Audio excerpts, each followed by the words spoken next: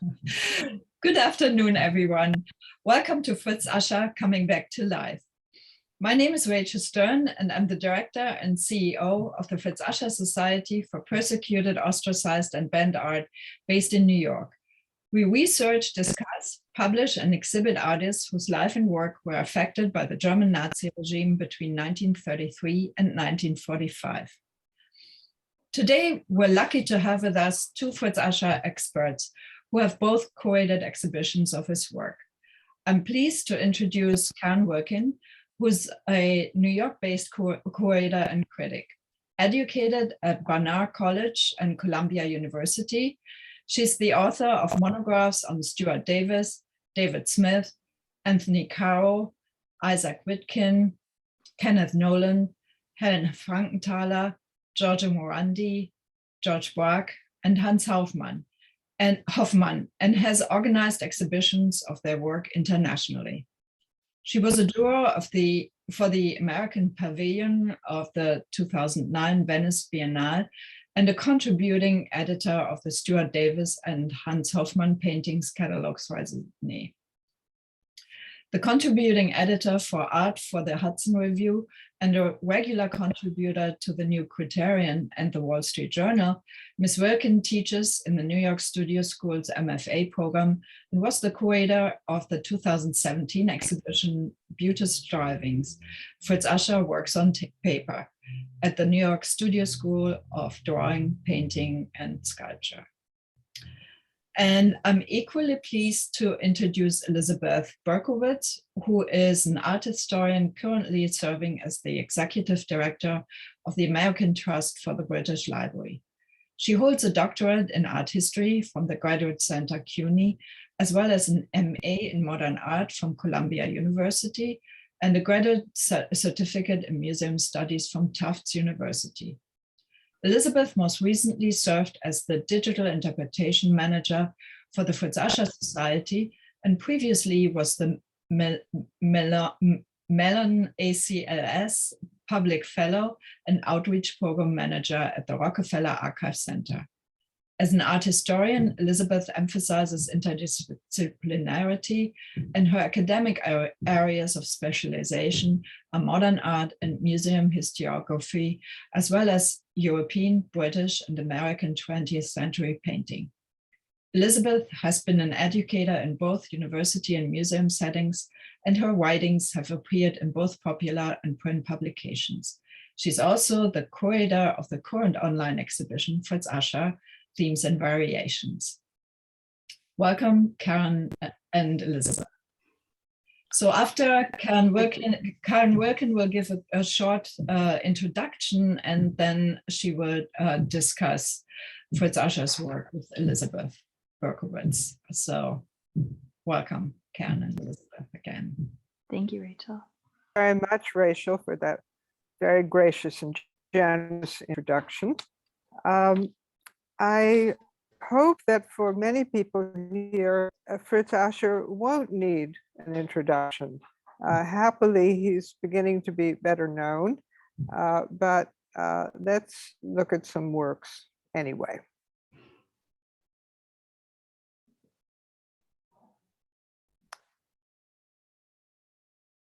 Ascher, as you see, born in 1893 in Berlin, died in 1970 in Berlin. His life spans the period before World War I and in the post-war period.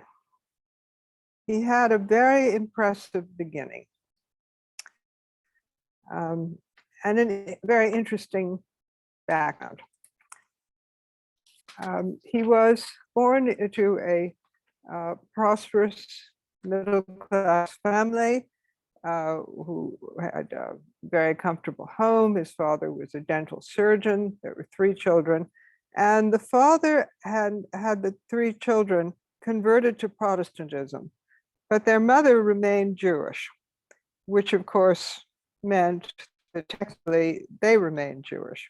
And having born to a Jewish mother, they were of course Jewish. It didn't seem to have been a major event when it first happened, but of course it had many implications. As a young artist at 16, Ascher studied with Max Liebermann, who was one of the leading artists of the day, a important educator, head of the academy, and a fine perceptual painter. He was very impressed with the young Ascher and recommended that he study at the Königsberg Academy, which was a very progressive school. When Ascher came back to Berlin in 1913, he worked with several important artists, including probably the most interesting, Lovis Corinth. And he began traveling extensively and exhibiting. In 1914, he's believed to have traveled to Norway with a painter friend and to have come in contact with Edvard Munch, another expressionist painter. So it's not surprising that his early work is, as you see in these Golgotha and the Golem, two of his most important early works, are a kind of supercharged expressionism. He's younger than the generation that we call the German expressionists. So he's pushing in a new direction. He's found his own voice and is attracting attention. It was, as I say, the start of a very promising career of quite ferocious and very individual works of art, which were dealing with biblical subjects and historical subjects and these protests against, or you can't call these celebrations, these revelations of horrors. Look at the date, 1920s, this is post-World War I. And you know the carnage and the mutilated survivors who were very, very visible in Berlin at that time. It was, as I say, the beginning of a very important career. Well, in 1933, all of that changed. And as both a modern painter, a decadent artist, a degenerate artist, as he would later, works of this type would later be termed by Hitler, he was unable to exhibit his work, and he also do. So that meant he couldn't work, he couldn't exhibit, he couldn't sell his work, and his very promising and exciting early career was at an end. He hid as things got worse and worse. He hid with friends. He moved residences many, many times. Finally, after Kristallnacht, he was arrested. He was in Sachsenhausen. He was in Gestapo prison. He fortunately was, through friends and his own inheritance, he was able to buy his way out, as many people did. But he then went into hiding with a friend who hid him for years, mostly in the basement of her home in the Grunewald. And he did not paint. He wrote poetry, which is very, very vivid. But it was clearly a dramatic and traumatic change in this, as I say, very, very exciting and lively early life, where he had met all the artists that he admired. They encouraged him. As I say, he was selling, he was getting attention, all of that ended. After the war, he started working again. And one of the things he did was to revisit early works, such as this clown by Atzel and the male portrait, and work over them with repeated gestures. And it's as though he was canceling out what had happened before, overlaying it with his own touch and his own presence. What we thought he was doing mostly, though, after the war, was drawing, working on paper, working from nature. He would walk endlessly in Grunewald, and there are countless landscape drawings. There are also drawings of flowers and watercolors, and this reversal, no more expressionist narratives, all dealing with nature, with neutral subjects. But what was also these are dated, as you see, 48, 49. But what's very exciting is that quite recently, there's been an addition to this. I mean, this is what we knew he was doing, these very painterly and complete images of trees and the dramatic differences of the time of day, the weather, the mood of the painting.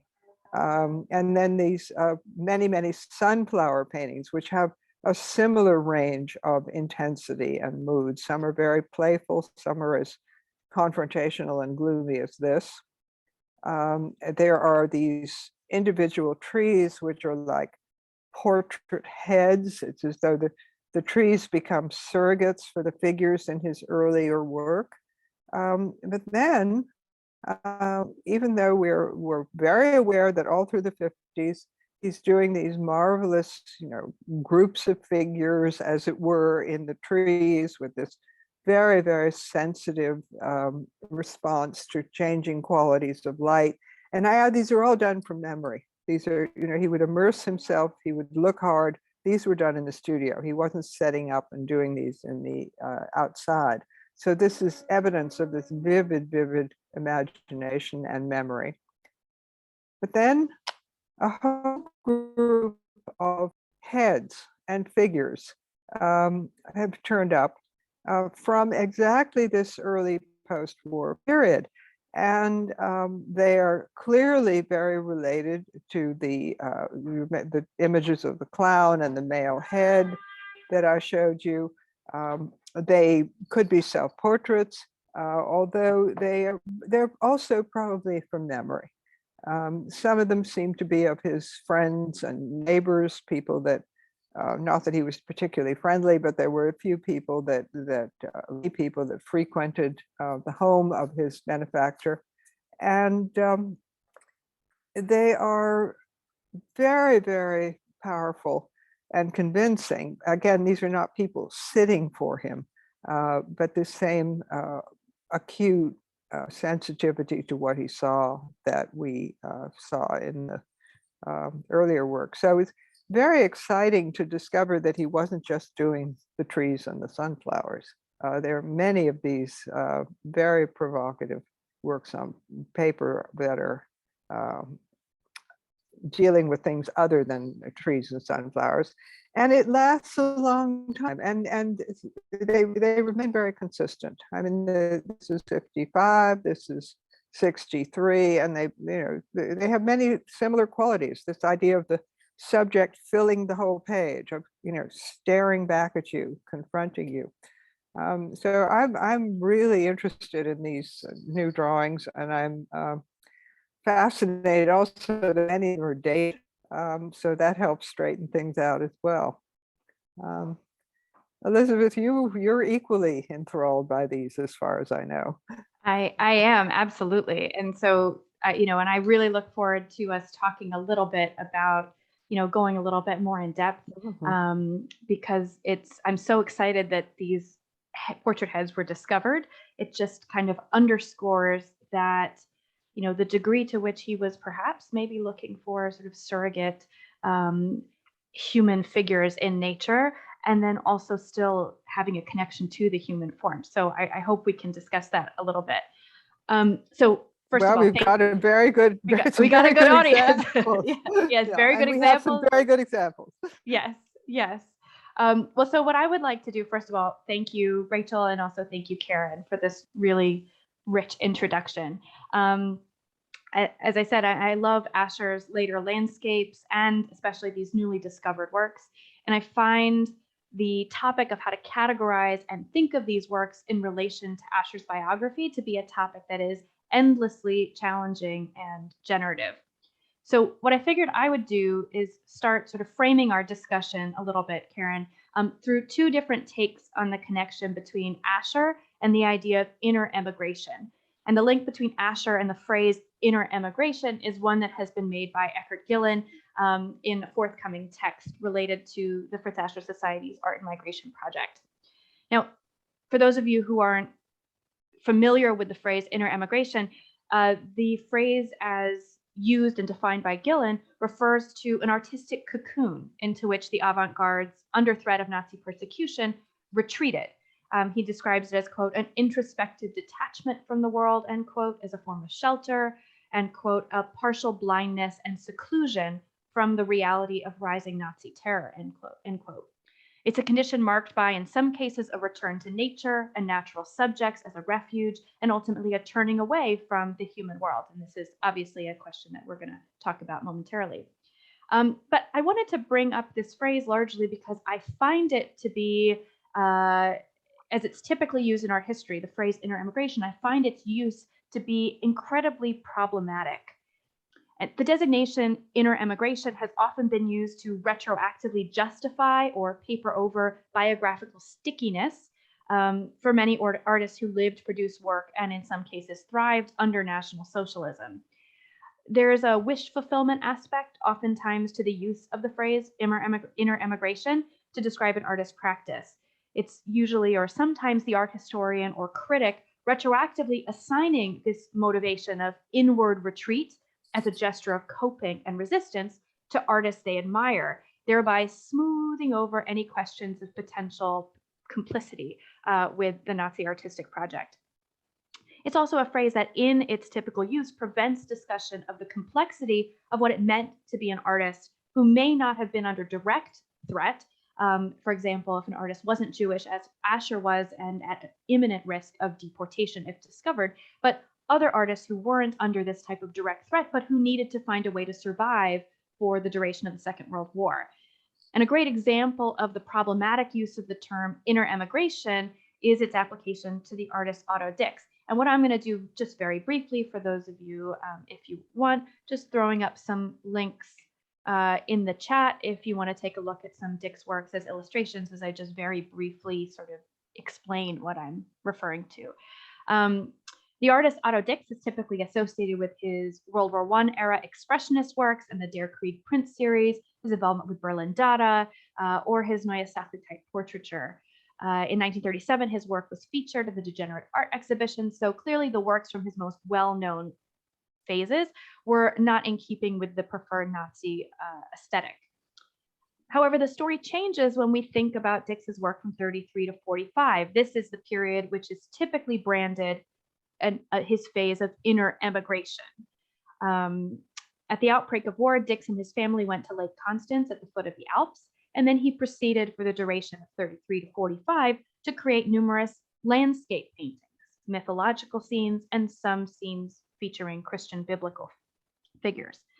Now, art historians who called this moment his inner emigration urge us to read Dix's landscapes as gestures of resistance, with subtle nods to anti-Nazi sentiment that are buried within. And I agree that some of Dix's work from this period can and should be read as forms of anti-Nazi resistance, but I think critically and crucially, not all of them. So to give an example, in 35, Dix exhibited some of these landscapes at the Karl Nierendorf Gallery alongside his very good friend, the painter Franz Lenk. In 1933, Franz Lenk was appointed to a high-ranking position within the Reich Chamber of Fine Arts. Landscapes that Dix showed with Lenk at this exhibition in 35 sold very well and beyond this time of exhibition. And Dix indeed sold works from this so-called inner emigration period to Nazi military barracks and Nazi political schools, among other patrons. Now, Dix was very well aware of the moral questions raised by his, just letting people know. So the links, the images aren't on the screen. Just if you follow the links in the chat, that'll sort of lead you to some of the works. So Dix was very well aware of the moral questions raised by his profitability under National Socialism. He wrote in private correspondence in October 38 that, quote, "The landscapes that I have painted are all sold." Hold on, I see people are having some trouble with the links. Let me just put that up here very quickly. Oh, there we go. Hold on. He said, quote, "The landscapes that I have painted are all sold. Please do not tell anyone that I sell well. There are so many that would use that against me." So he was very aware of sort of the moral issues, perhaps, with profiting under the period of Nazi occupation. But I give this story of Dick's not to pass judgment on his actions during this period, or to blame him for what he did. He was certainly targeted, and he had a family to support. I bring up this example to indicate the degree to which inner emigration, as used by art historians, often eliminates the complexity of artistic lived experience under occupation. And it burnishes the reputations and legacies of artists they admire, but at the expense of productive discussions that could be had about what constitutes complicity under National Socialism. However, that being said, that I think improper use of the phrase inner emigration, typically as we think of it in our history, that aside, if we return to Gillen's literal definition of the phrase, that inward retreat, that coping, that catharsis that artists found through representations of nature, we find that it does in fact seem to be an apt designation to apply to Ascher's works that he created following his time in hiding immediately after the war. So we're going to be talking about that. The second aspect I wanted to bring up about linking Ascher's practice in this period that we're looking at here to the phrase inner emigration, it relates to the implicit periodization of the artist's creative trajectory by virtue of using this phrase. So if we call this era of Ascher's work an illustration of inner emigration, this suggests a bifurcation of Ascher's creative output into the before and after his persecution, hiding, and survival. And this isn't necessarily an inaccurate way of thinking about his practice, but it does raise larger questions about what is lost by virtue of viewing this period as a very distinct break. Ascher, like all artists, pursued certain compositional concerns throughout the arc of his life. Even as the subject matter changed, some aesthetic or compositional concerns often present as almost a consistent through line. So, Karen, I want to open up our conversation with these 2 points in mind, framed through that prism of Ascher in relation to the phrase inner emigration. The first is it correct to view Ascher's practice from the time of his following this time in hiding as exemplifying the definition of inner emigration? And if so, what are the limitations of applying this label? We can't, for instance, really know what Ascher was thinking beyond what we can surmise from his poetry that he generated while in hiding. So, to what degree can we really, are we just projecting our own feelings that, well, these must be expressions of his inner emigration? And then the second point is, what is the risk to understanding the whole of Ascher's creative production by assigning the label inner emigration to describe this phase of his artistic life? Does it in some way negate or prevent us from fully considering the totality of Ascher's practice as along a creative continuum? So I would love to open with sort of a lot of stuff, wherever you want to go. Stuff. Well, I mean, in the first place, the way inner immigration is used, as you have very clearly explained, is not attached to artists who go into hiding or literally leave. This is often used to explain why they didn't leave. Max Beckmann was not Jewish. He was the leading artist in the Degenerate art exhibition, and he and his wife left. They went to the Netherlands, thinking that would be safe. It turned out not to be. Eventually, they got to the United States. He didn't stay. And obviously, Ascher went into hiding. He withdrew physically in a state of peril. The poetry has been, he couldn't work, he couldn't make art. The poetry has been alluded to by some people as surrogate paintings. Certainly it's full of very intense imagery. So to apply the notion inner immigration to a literal retreat, I find a little confusing. Does the post-war work, can that be described that way? Well, perhaps, but he is absenting himself from society in general. He refused to show his work. He apparently did not socialize. He stayed in the studio. He saw very, very few people. I think in Ascher's case, it's both an accurate overview of the post-war, an accurate description of the post-war work, and not quite adequate. I think it deals with larger things. In terms of the seeing a shift, well, obviously there is. You saw the early work. But I would argue that there's no lack of intensity in the later work. Some is more lyrical, some is darker. He never again does those very complicated, brilliantly colored figure groups. But he puts so much energy and individuality into mark making in the way he puts the pigment on the paper or in the occasional painting. That hasn't changed. And as you can see from this example, these are both post-war. Here are some of these newly discovered heads from '56. Here is a very typical sunflower gouache of a few years later. As I say, many of the drawings are dated. Very few of the gouaches are dated. So, this may all have to be readjusted at some point. But it's essentially the same composition. Is he thinking of these sunflower heads as people? Well, we don't know.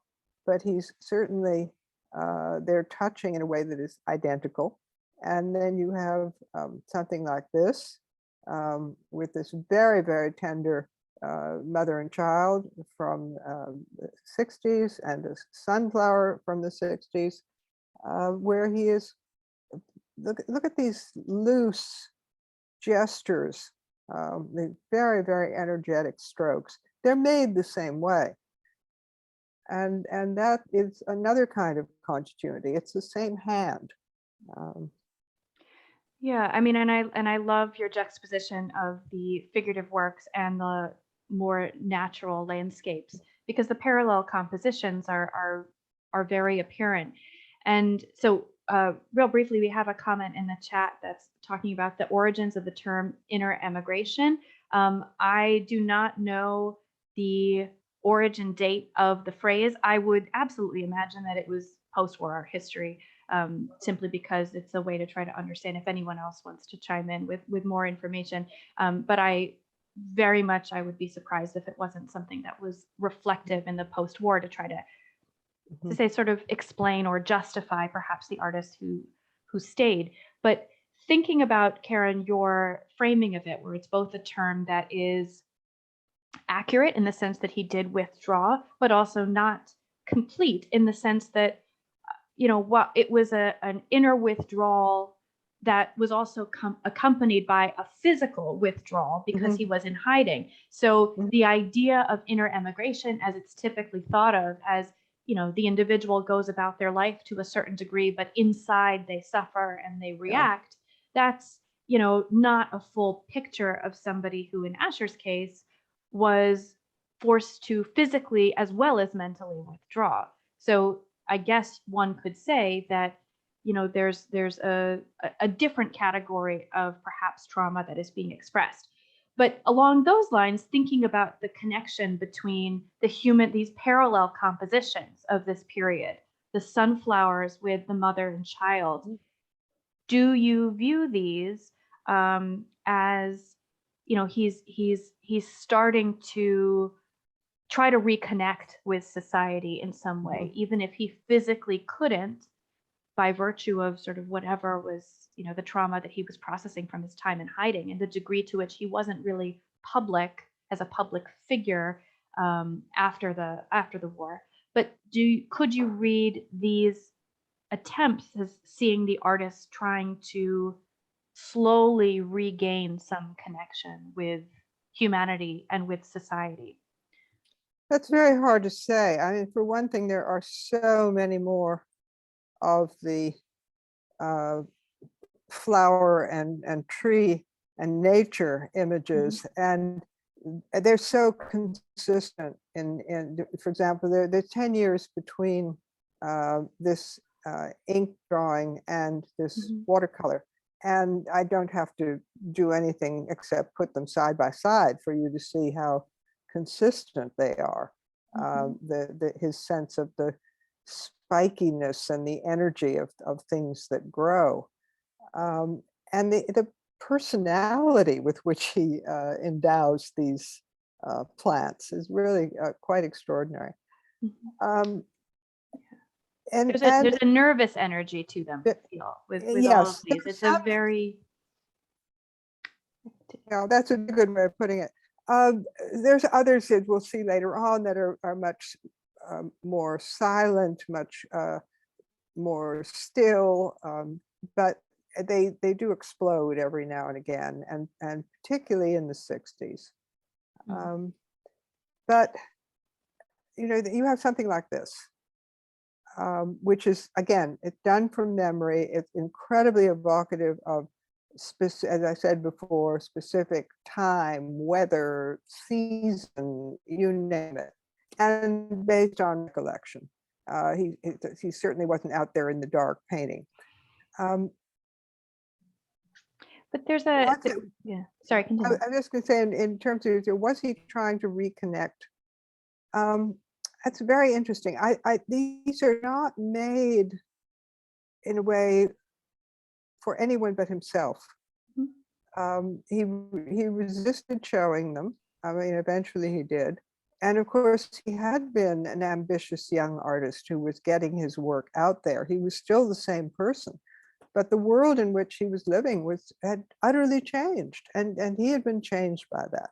There's no way he could not have been changed by that, and we see that in the work.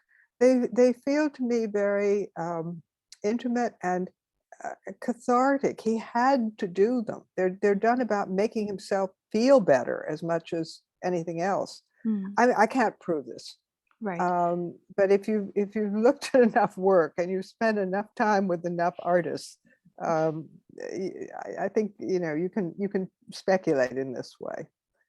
Well, I think that when returning to the previous point about, well, we can, even though we do see the consistent through lines, it is accurate to view this as a break, not just from a subject matter point of view, but also to a certain degree compositional, along those lines of that catharsis. I mean, that nervous energy is, and that sort of rapidity of the brushstroke. I mean, these are very, it feels as though there was something he needed to get out, that he needed to just he needed to do it. And perhaps that aligns with that coping. If you look at his pre-war work, it's all very controlled. He did studies, it was a very deliberate, thoughtful, not that these aren't thoughtful or deliberate, but there's a planning and a sort of finesse, not a finesse, but like a finished quality to a lot of his pre-war work. Whereas these, as much as there is obviously a lot of very deliberate strategic choices, referring back to the idea that many of these really look like surrogates for human portraiture. The trees look like portrait groups. The sunflowers appear anthropomorphized as heads. Again, it's that urgency, that rush. You need to get it out. You need to have it. And so there's one of the points where these compositional choices are both a break and a break that reflects perhaps the consequences of the inward focus, the the trauma response, if you want to call it that, following the war. And there's another aspect here as well, and that is, 1959, this is the heyday of abstract expressionism. There were some, for example, the wonderful German abstract expressionist painter Emil Schumacher, who is not known enough in this country, barely known in this country, and his colleagues. And in spite of Ascher's being not out and about in society and the way he was when he was a young artist, I would suspect he was aware of what was going on. He was too sophisticated an artist in his early life to ignore what else was happening. And you could make a very good case for the urgency that you're talking about, reflecting in some way the urgent gestures of gestural abstract expressionism. I mean, are we in danger of believing in a zeitgeist? Maybe. But something I would like to say in relation to what you just said about the continuity. Think about Cézanne. Early Cézanne is passionate, and he's trying to be a romantic painter. He clearly loves Delacroix. He's painting orgies and banquet scenes and all kinds of highly sexualized, very intense paintings, in which there's often a self-portrait that of a guy who's a surrogate for him, who is not having a good time while everyone else is having a good time. I mean, they're really ferocious. Yeah. And then you look at late Cézanne, and well, wait a minute, this guy is painting mountains and any member of the family who'll sit still long enough, and still apples. He's given up everything else. But that intensity of the early work and the passion of the early work is into every brush, every tone that he makes. So it may take a different form, but it's still there. Yeah, I would argue that something very similar is true of Ascher. Yeah, I agree with you. I think that once it's interesting, because I feel as though we do have, because of perhaps personal connections to persecution under National Socialism, or the intensity of a sort of visceral reaction to the story of artists who are persecuted, in Ascher's story under hiding.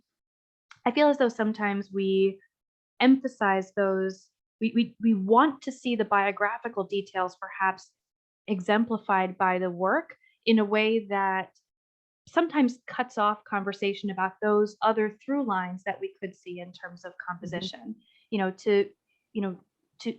perhaps this is to a certain degree what I was trying to get at in my original question, is the idea that we absolutely have to view these in the context of his biography and as traumatic responses to what had happened to him during the Second World War. But by the same token, that's a balancing act between, okay, well, let's look at these compositionally. We do see a different way of framing the urgency of the line and that energy, slightly differently expressed.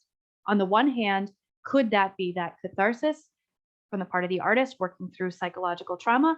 Or is it a compositional choice where as he's taking up painting again following the war, maybe whatever's in the air, sensing the zeitgeist of, German abstract expressionist type brushstrokes that are in the air, maybe he's looking at other things, and this is a purely artistic choice rather than something that speaks to an inner psychological need. And we're never going to know fully unless somehow a cache of records is found and you never know, these heads were found, which is wonderful. And it just adds to what we know and what we can know about Ascher and his practice, which is fantastic. But it's a balancing act between how we view these. But I don't think it's either or. And you could this wonderful painting which is can be read as exuberant and joyous and about rebirth and all of that. And then you think back to paintings like Golgotha or the Golem or any of the early paintings, and they're just as packed. The color is just as intense. It's still the same artist, but he is working in an entirely different way. Those early paintings had careful preparatory drawings and sometimes studies beforehand. This is, I'm sure, alla prima. This is direct. But you can read this in several different ways. As I say, it can be exuberant and joyous, or it can be intense and ferocious. And nothing that's deeply ingrained is going to go away. You can't escape yourself. So I don't think it's either or. I don't think it's either or. I guess it's just a question of the context. It is more complex, and it's also, I guess, the context in which you bring up certain works. Someone in the chat had asked about does his poetry shed any light on his art thematically? I think in some cases I think it does, by virtue of the themes. Speaking of continuity, the themes that were occupying him before the war remained in his mind in terms of Beethoven and the Gouache figures. I mean, these issues remained, and the poetry kind of provides evidence of that continuity in terms of his concerns, obviously expressed through a different medium. But to your point again, Karen, about you have the one human being who embodies all of the different competing and complex motivations of life, and then also in artistic practice, and his poetry is just one facet of the way he's trying to express his experience. So it's all part of one piece. I'm wondering if we could take a look at the heads a little bit again, because especially since they're going back to them. I would, if I wonder if we could do that. Before we do that, though, I just wanted to offer this as an alternative to the painting that we just saw. This is very light, very fresh, very direct, just as energetic. So he's not making one kind of image. It can be either or, but we can certainly go back to the heads. No, but I like that point, because it speaks to an artist's tendency to experiment and explore, and also again to that point of the different facets of the artist's experience and person that are expressed through their work.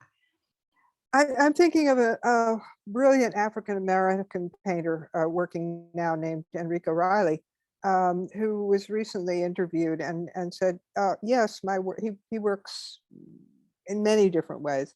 And he said, yes, my work is about my understanding of African-American experience and racism and inequality and everything else that's going on in this country. But I reserve the right to make work that is only about art. So that's a great quote. There's no way. I'm not quoting him as quite as precisely as I should. Because I'm so struck by that idea. But as I say, are these neighbors? Are these self-portraits? Are these the Gouache again? I mean, we don't know. I love, there's something about the head that's on the left hand of my screen, but these sort of very sort of wobbly, small curlicue brush strokes. It's almost, it's almost the face kind of retreating back into this kind of mass of pigment, and yet also having this very textural quality that reminds me certainly of feels like a mass of curly hair or something like that. There's a very kind of biological type of reference that's in here that I find really interesting, especially if we think of these in connection to his more well-known explorations of the natural world that he did in the same period. So I find that, and it doesn't go away. I mean, here you have the same kind of sense. It's as though the head almost emerges in spite of itself. Yes. This could so easily be that, and that could so easily be this.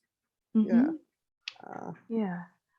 And maybe, I guess if one were to do some interpretation, it could be either that he's searching the natural, you could argue, he's searching the natural world for a safe way to return to Yeah. figuration, so to speak, or Mhm. it could be he's searching figuration for a way to really embrace and engage with the natural world, with the repetition of these same natural subjects again and again, sort of searching to find something that perhaps is authentic or calming or real. And again, all this is projection on our part or supposition. We're not going to really know what the motivations may have been. So this is all us putting our own experiences or our own reads on perhaps his situation, and using that. All we can do. It's all we can do. It's all we can do. But it's an interesting thing to think, almost like a chicken and egg situation with the figurative works that have been rediscovered, and then the natural works, which is trying to cope with which reality and why. Well, so far, unless more of the figures are turn up, the natural world is winning, and maybe that seemed safer. It certainly had all the emotional range for him, or he represented it with all the emotional range that he brought to the figure, such as these very dramatic images with the moon and the sun often turn up. You have some of these trees are just massive and brutal, as trees in the some trees in the Grunewald are, but he exaggerates that quality.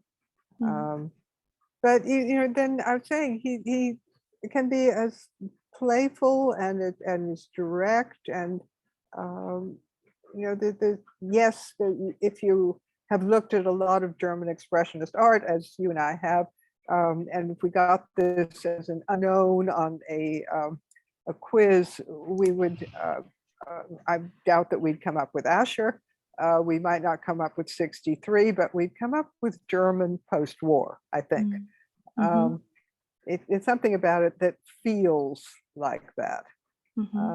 But he could also be as intense as that.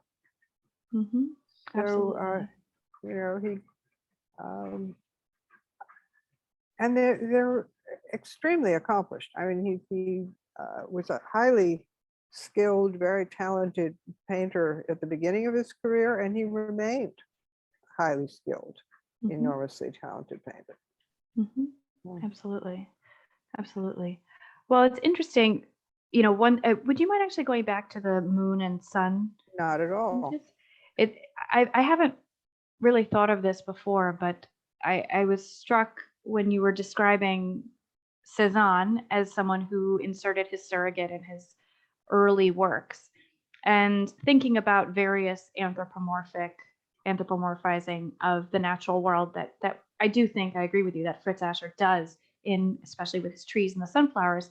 I wonder, to a certain degree, the moon and the sun, they're overseeing everything. If we view these figural groupings as perhaps surrogates for people around him, there's the overseer, the oversight of the moon and the sun just watching over the landscape.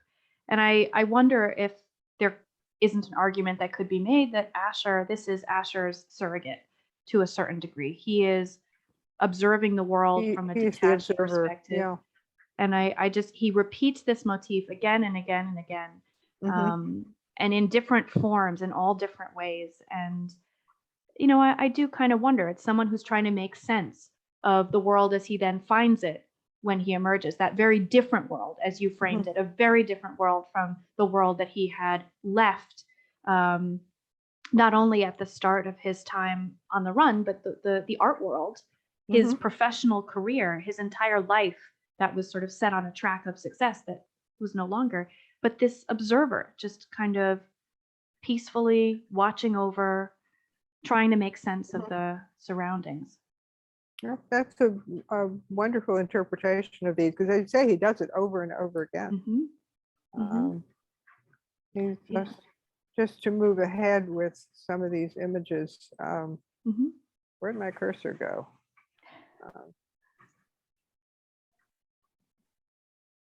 And he continues to anthropomorphize the sunflowers as well. Yeah. I mean, these have very distinct personalities.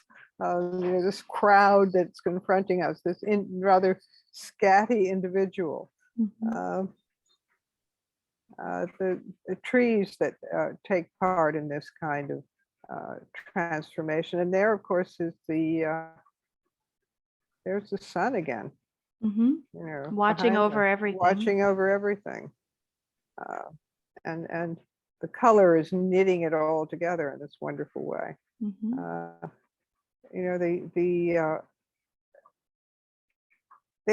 They really do become individual personalities. There it is again. Mm-hmm. And the eye of the sunflower becomes an equivalent for that as well. Mm-hmm. So it's very consistent in many ways and very dramatic.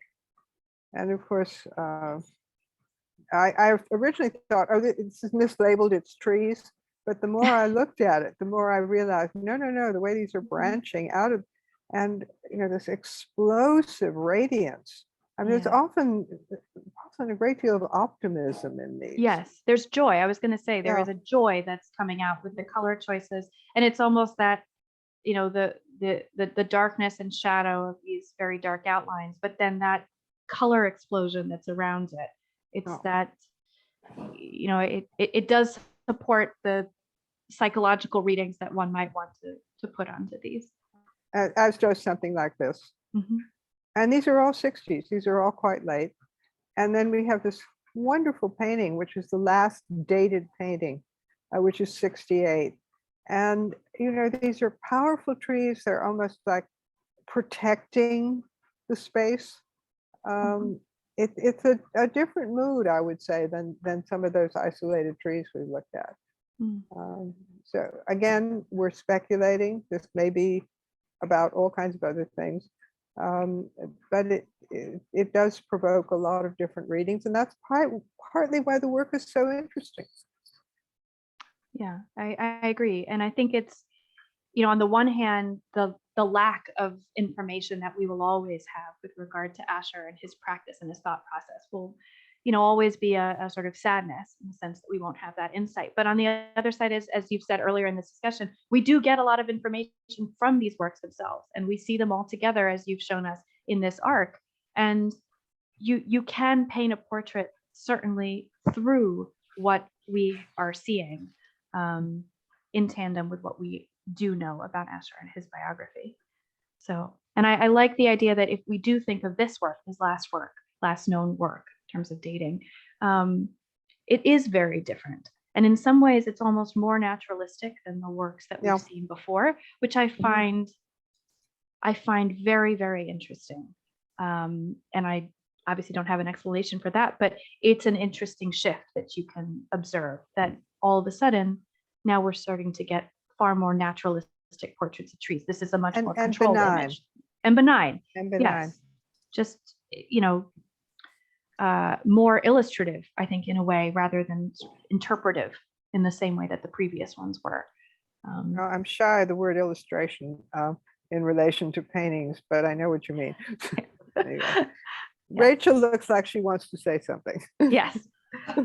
Well, I'm fascinated to listen to your conversation, where you really your thoughts are flying off, and I think you added just some complexity to this whole discussion about Fritz Ascher and trying to understand his work in general and the late work within his work. And I do agree with both of you. There are many aspects that show continuity. At the same time, there are changes in his work, and extreme changes in his manner. And I would like to understand this term inner emigration, or that break that he had between 33 really and 45. maybe inner immigration is a little bit of a problematic word, but he definitely was thrown back to himself. And I think that he actually expresses that in a poem, and it's a short poem. I just read the English translation. It's called "The Image Before My Own Creation."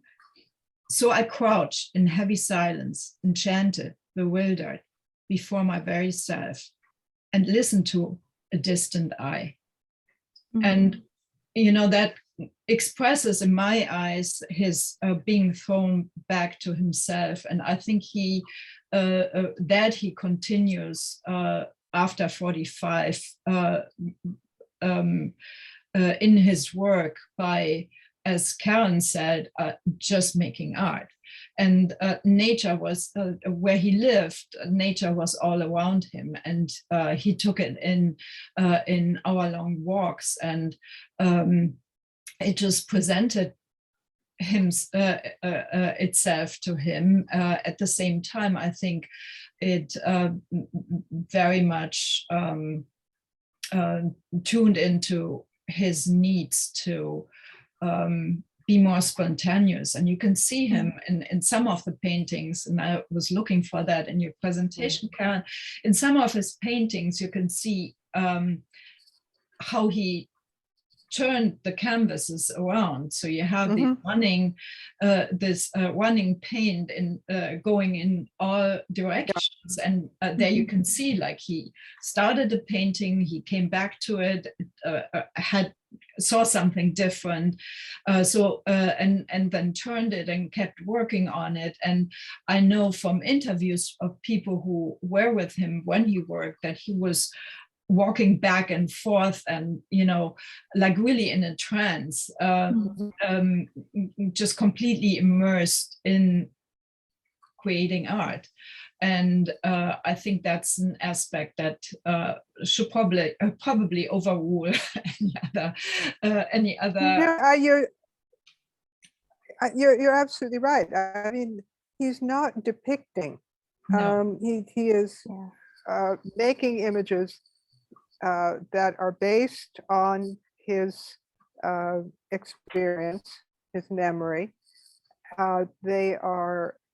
He's intensely responsive to the character of his materials. We see that in the gestures. And this is what I'm saying. It's not one thing or another. It's not either or. It's all happening at once. I was very struck by the last line of the poem that you just read. That distant I, is exactly what Elizabeth was talking about in the inclusion of the sun and the moon. That came into my mind too. As soon as you read that, I'm like, oh, okay. I think maybe we're on the right track. I mean, the unfortunate thing, the wonderful thing about Zoom is that we can unite people from places we couldn't get to otherwise. The awful thing is that digital reproduction gets rid of the materiality of the work of art. And those of us who've been lucky enough to spend time with the real thing know how physical these are in exactly the way that you have described, Rachel. And in terms of his sense of the characteristics of the material he's using.